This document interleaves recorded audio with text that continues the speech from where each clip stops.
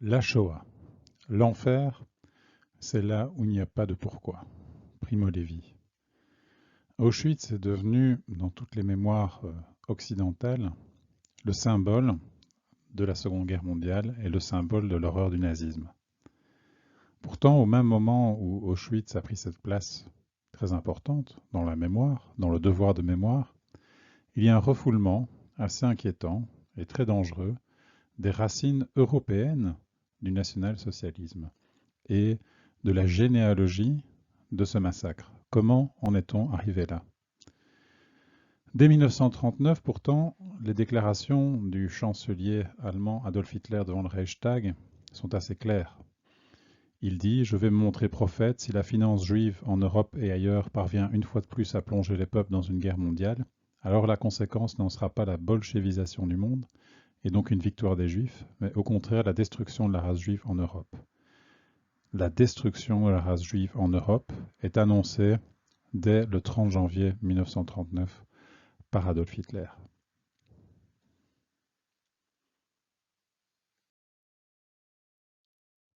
Depuis la Seconde Guerre mondiale, les historiens et les sémiologues discutent des termes les plus justes pour désigner l'extermination des Juifs d'Europe.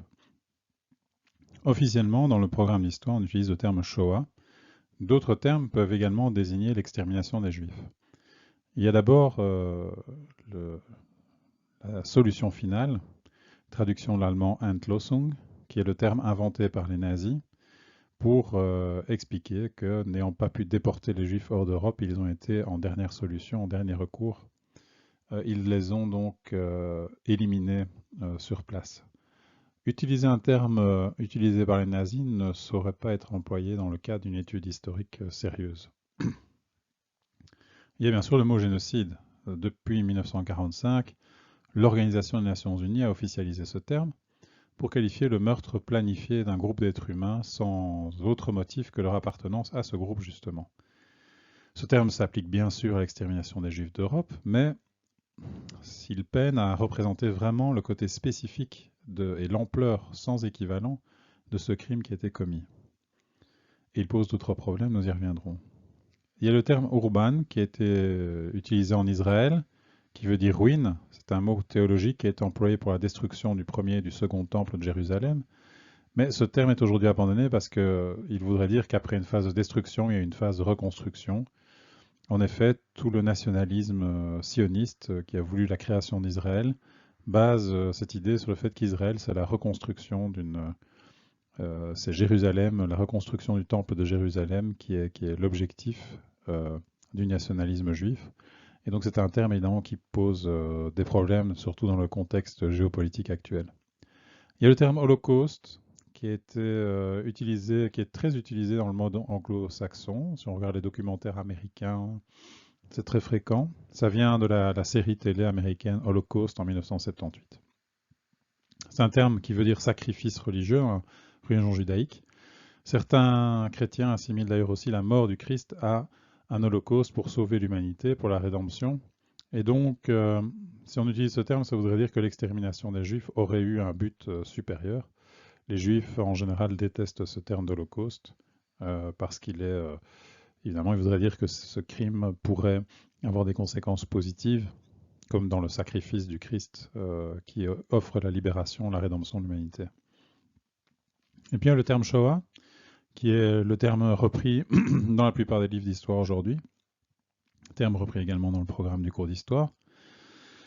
Alors c'est un terme biblique qui commence à être utilisé à partir des années 60. Il veut dire une destruction au type naturel ou fatal. Au XIIIe siècle, la traduction de un exégète juif français qui a vécu à Troyes, qui s'appelait Rachi, probablement, on ne sait pas trop, l'a traduit par brouillard, et c'est effectivement une caractéristique de cette extermination des juifs, c'est que à la fois les victimes et à la fois les bourreaux, les témoins même de cette tragédie, ignoraient beaucoup la nature et le sens des événements. Donc tout ça s'est passé dans une sorte de brouillard opaque, ce qui fait que c'était encore plus terrible évidemment. Ce terme a été popularisé par le film de Claude Lanzmann, Shoah, 1984. Et, gros problème aujourd'hui, évidemment, il figure dans la plupart des communications de propagande du gouvernement israélien, qui utilise les victimes de la Shoah dans le sens justement de le devoir de mémoire et la victimisation. Et le problème aussi, c'est que la Shoah éliminerait du projet d'extermination enclenché par les nazis les Tziganes qui sont quasiment aussi atteints à 1 million de morts et évidemment qui ont été aussi victimes d'un génocide tel que défini dans la Convention des Nations Unies du 9 décembre 1948, qui définit le génocide comme des actes commis dans l'intention de détruire tout ou une partie d'un groupe national, ethnique, racial ou religieux comme tel, donc ce qui pourrait s'appliquer aussi aux Tziganes. Donc si on dit Shoah dans les livres d'histoire, on oublie les Tziganes. Donc on voit qu'il y a une problématique au niveau du vocabulaire.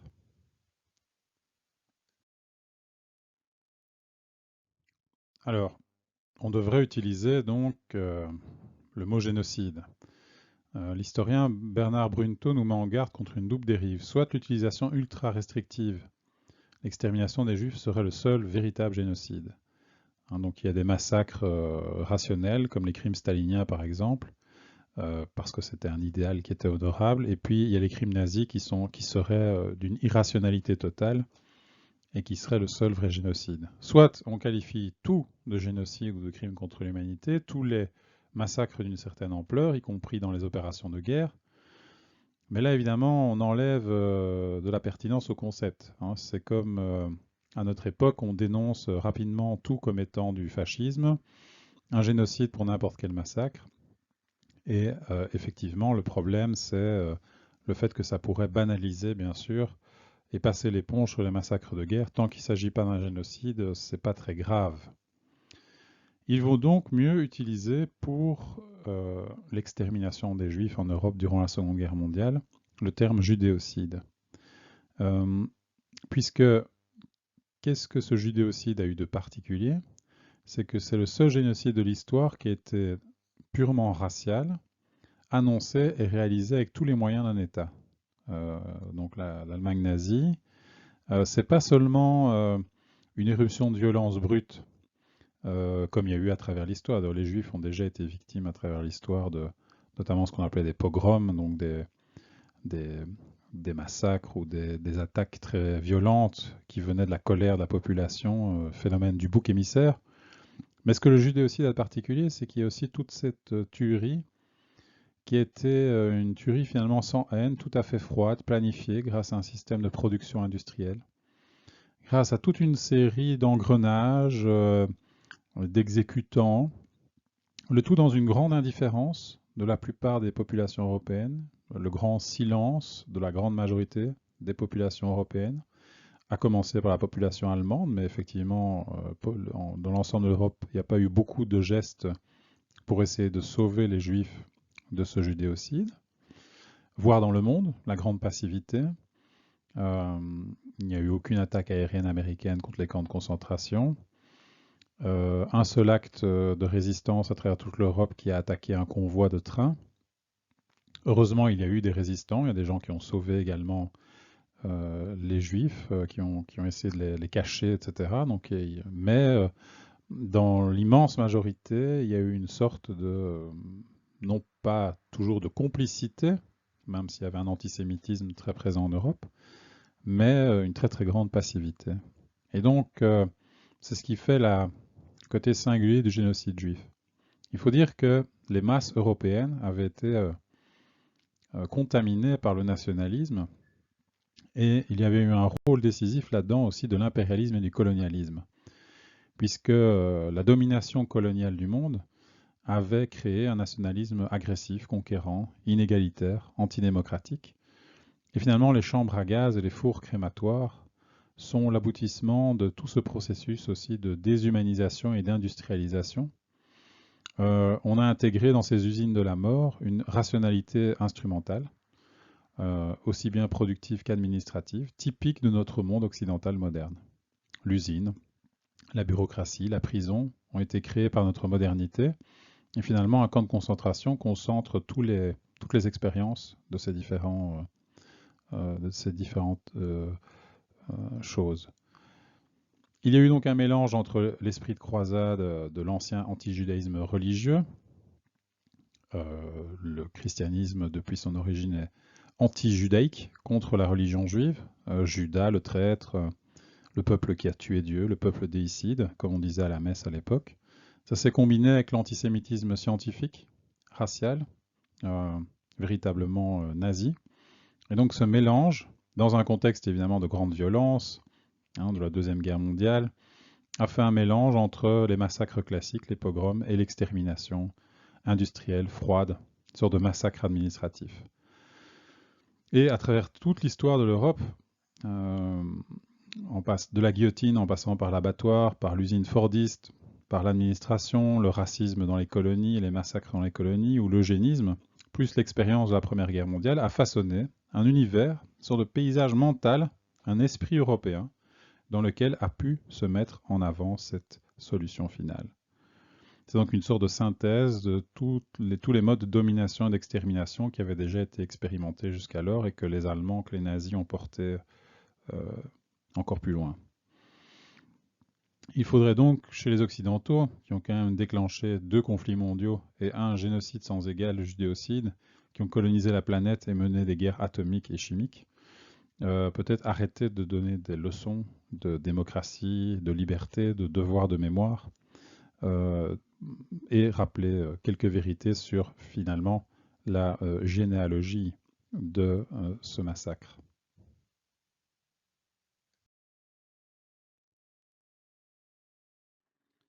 Alors, qui étaient ces bourreaux? Qui étaient ces personnes capables d'enfermer des gens dans des camps, de les pousser dans des chambres à gaz, de les tatouer, de les enregistrer? Ça, c'est l'étape finale quand on arrive dans le camp de concentration. Qui étaient ces gens capables de dénoncer leurs voisins, d'avertir la police, de véritablement participer administrativement en rangeant des dossiers, en aidant l'administration? Eh bien, Primo Levi s'est posé cette question. Primo Levi a survécu au camp de concentration et finalement il pose la question de savoir que dans la société, évidemment, on sait que les monstres existent, mais que statistiquement, ils sont trop peu nombreux pour être vraiment dangereux. Bien sûr, dans les SS, dans les camps d'extermination, il y avait des sadiques, il y avait des psychopathes qui prenaient un malin plaisir à détruire, à torturer, etc. Mais c'était forcément une minorité. Ceux qui sont les plus dangereux ont été finalement tous ces hommes ordinaires, tous ces fonctionnaires qui ont cru et obéi sans discuter à cette théorie raciale, à cette extermination des gens très éduqués, très cultivés, des médecins, des avocats, des personnes effectivement dotées d'une très grande intelligence, mais qui ont servi finalement, par leur obéissance et leur intelligence, le plus grand massacre de l'histoire. Et ce massacre industrialisé, froid, anonyme, administratif.